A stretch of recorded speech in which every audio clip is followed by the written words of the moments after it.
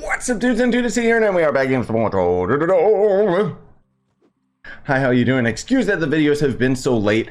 I've been on a night shift. I'll explain all of that in due time once we end up getting to the end of the Luxion video. I usually like to recap you guys on what's going on with the channel and me personally. Oh, let's also see what this idiot's selling now. Oh, still the costumes? Okay, so 3 days away, and then he's got new stuff, which is probably gonna be Garbo. But let's check out Luxion's inventory.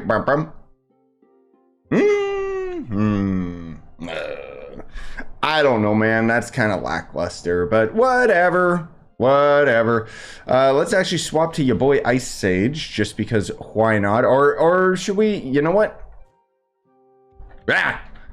I was gonna say which curio merchant costume should I swap to, but let's just do Chloromancer.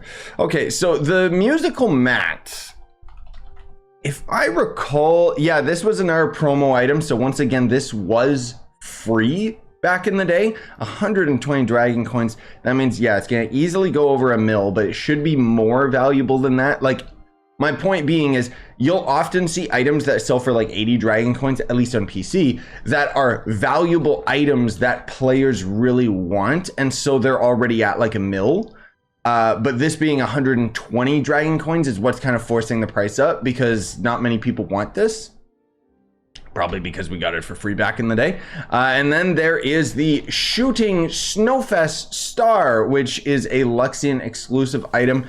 Kind of funny because we don't actually have the Snowfest event yet. I'm assuming it's coming next week.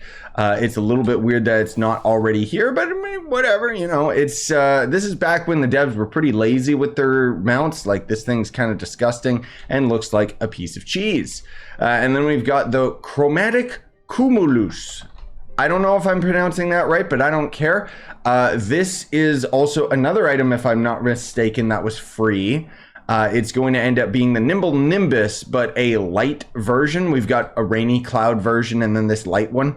I don't know. I always like the Nimble Nimbus just with the way that it's set up. But this one's got, you know, it's got the rainbow coming out of the back of it and stuff. So it's like, okay, whatever. And then there's Flappy Flan. This is an ally, right? Excuse you? Oh, Flappy Flan. Okay. There we go. Oh, it's a mount. Oh, it's just disgusting. Oh, it's a Luxion mount. Right. This is the one that's, yep. It's a bunch of pancakes. It's a bouncy mount. I'm pretty sure I mentally like blocked this because it's, I guess it's not pancakes. It's like a flan cake or something. I don't know. I don't know. But we're just gonna move on. Then there's the Shimmying Shamrock, which I don't know why this is even here right now. This was an event mount, or event ally, which you can see its stats is 7% attack speed, 1.5% crit hit.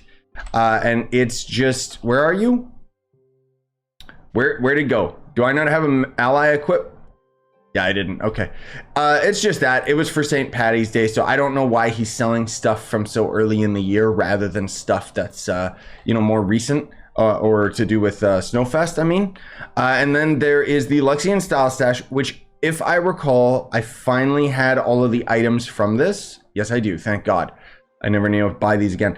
These will give you a random seasonal event, pinata, or Luxion equipment style that you don't already own, whether it be hats or weapons or guns or whatever. And then there is the Streamer Dream Box 2. So there is a bunch of allies that are based off of streamers. There's Streamer 1, Streamer 2, and Streamer 3, but this is all Streamer 2.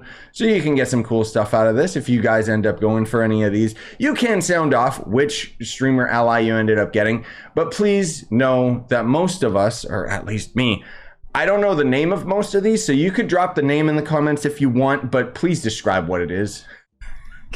Because if you just say, like, Volpsy, I'm not gonna know that it means the, well, that one's pretty obvious, but like, anyway.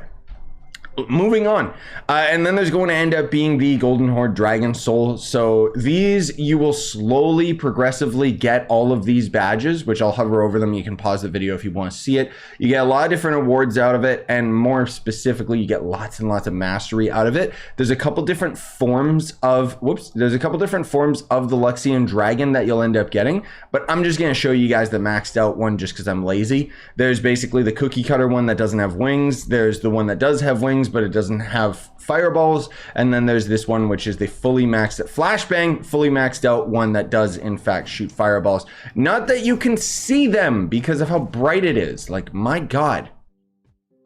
A lot of this has to do with, so I use reshade, shift F3. Yeah, there we go. So this is what Trove actually looks like without it, which kind of looks pretty nice. Reshade putting on makes it look a lot worse, at least in this area. But if I go to like the club world and stuff like that, areas that are darker, because what reshade does is essentially you can tweak all of the visual settings, and it's got some artificial settings that you can do. One of them being like God rays, which I learned a long time ago when I started using reshade, that God rays, since it's artificial, you can make it so that like this thing would actually like have a glowing effect coming out to you, which would be really cool, right?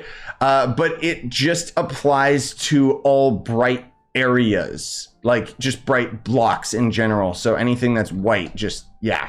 So you can see here, it's a lot more subtle if I turn it off and on, but to me, I just like the way that it looks when it's on. Anyways, let's recap you guys on everything that's been going on. So of course, first and foremost, talking about Trove, because I know Trove has kind of taken a bit of a sidestep this week. Excuse me. And so it's for no other reason than I've been extremely busy and I burnt myself out. The most recent Trove video that I ended up having for you guys, you noticed that I've been streaming a lot, and the streams have been pretty lengthy. Like the last stream I did with Trove was like 2 hours or something like that. I've been having a lot of fun with Trove. It's just the grind itself does burn me out. And so I basically spent 2 hours and grinded from like 100 mysticism to 150. And I'm going to have a follow-up video that's going to show you guys the mount that I got out of that. But, you know, that's neither here nor there. I'm just saying that all of that, and then in combination, we had the Game Awards this week, you know, and a bunch of other things that have just kept me super duper preoccupied. But now it's finally starting to settle a little bit. You know, we've got the Turok series that I still gotta finish. Minecraft hasn't been abandoned yet. I actually have been working on a multiplayer server for Minecraft. I've got like 10 or 20 hours worth of footage that I've already got. I have the first episode ready, but it's gonna be a slow series to come out because the episodes are going to end up being quite lengthy, and I'm just having like so much footage and stuff that I'm gonna have to cut through. Now for Turok, I know that that's not a very popular series on the channel, but I haven't abandoned it by any means. It's just that I'm not in a rush to get through it. So I'm gonna hopefully try to get through that at a pretty brisk pace. Either I'm going to check online and double check how many levels there are in the campaign, and then I'm going to end up either just doing one long video and having episode timestamps for, you know, the levels, or I could stream it, or maybe I'll just do individual levels here and there and not worry too much about having the entire game rushed out because of how old school it is. I don't know. You know, now I finally have a little bit more extra time on my hands. But another game that's going to end up filling up quite a big slot on the channel is Fortnite Lego. That actually came out the other day. I did stream it. I'll put the stream up today, so hopefully you get notifications for that, but you probably won't because YouTube's stupid.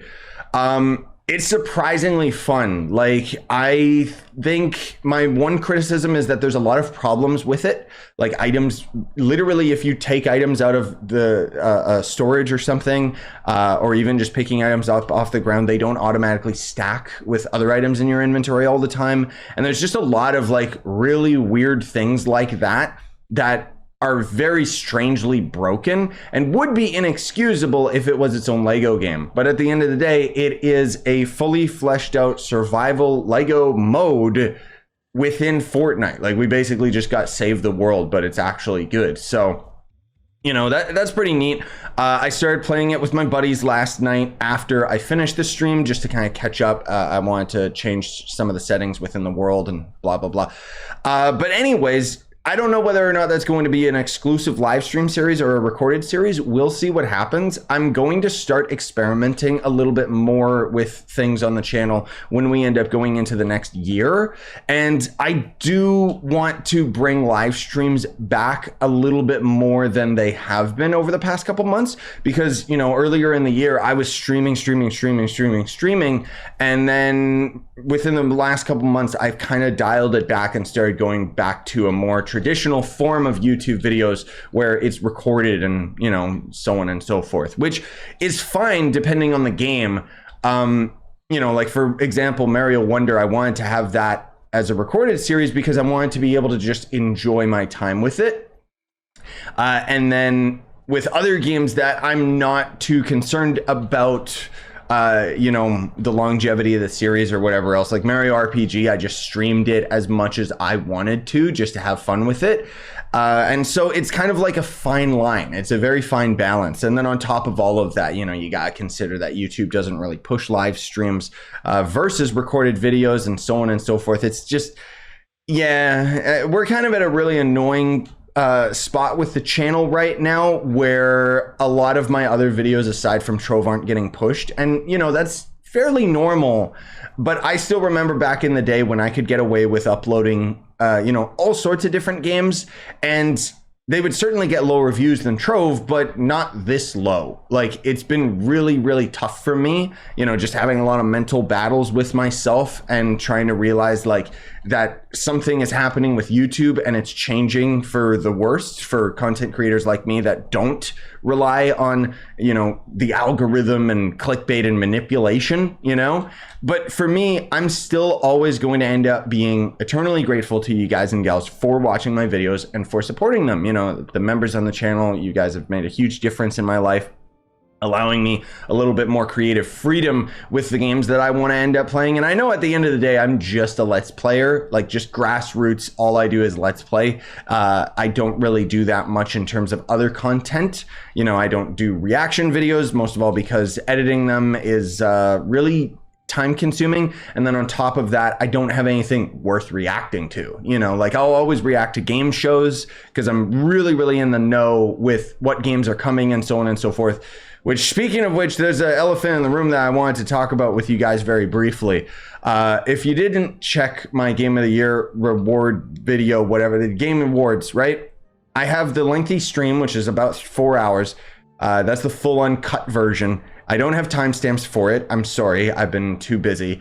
And then I have a cut down version of the Game Awards that focuses on the actual like highlights of the show, right? One of them being Rise of the Ronin, which is a game that I've been extremely excited for. It releases day and day with Dragon's Dogma 2 in March next year. So I'm a little intimidated of what I'm going to end up doing when that happens, because I'm just going to have my hands full completely at that time. On top of that, a new game got announced that I think you guys that actually watch my Trove videos will be very interested in. It is a new game by the No Man's Sky developers, and it looks stupendous. It just looks so good, like the visual style of it all and just the adventure. It's basically like, think about No Man's Sky mixed with Skyrim. So it's actually medieval rather than space themed, and it's more focused on dungeon crawling and stuff like that. Obviously, it still has base building, and it has their traditional gigantic, fully explored open planet. Rather, you know, they're trying to make the true to form open world game by making the entire world open to explore. And then rather than in No Man's Sky where you can jet off to other planets, they're focusing all their attention on this one planet and making it more interesting. And it seems like it might be an MMO.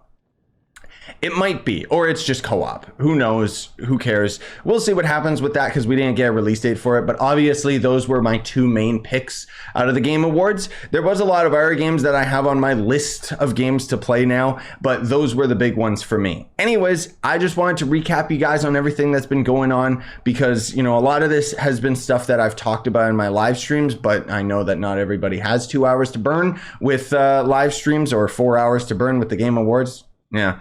But otherwise, for the rest of this year, I mean, we've got Snowfest event probably coming next week, and then we don't know when the new updates are going to end up hitting consoles, and more than likely we're going to end up having some big boy updates for Trove in March. That's what I'm just speculating, because they usually save March for when they end up having the good stuff. Anyways, for today, it's just going to be this video and a Lego Fortnite video. There is also a Fortnite racing event going on that looks like Mario Kart, so I might stream that today as well if I get the chance. But as I mentioned, I have been on a night shift, so I might stream that like in the middle of the night. Either way, thank you so much for watching. Your continued support means the world to me that I can end up doing this for a living, even if the pay fluctuates and all of that stuff. At the end of the day, I can still pay my bills, and so I can't really complain, right? But I very, very much appreciate you guys watching. So thank you very, very much.